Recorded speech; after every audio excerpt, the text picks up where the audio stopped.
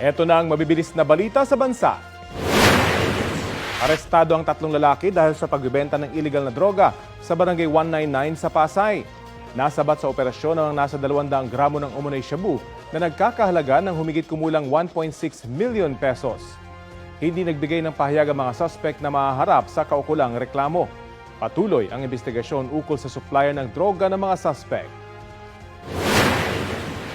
Nahukay ang 2 vintage bomb at isang Japanese grenade sa isang construction site sa loob ng College of Medicine ng UP Manila. Ayon sa District Explosive and K9 Unit ng Manila Police District, nasa 3 talampakan ng lalim ng pagkakabaon ng mga bomba. Kung tinamaan daw ito sa paghukay, ay posible itong sumabog. Bago kunin, pinilikas muna ang mga empleyado sa universidad at mga construction worker. Nakatakdang i-detonate o pasabugin ang mga lumang bomba sa Tarlac.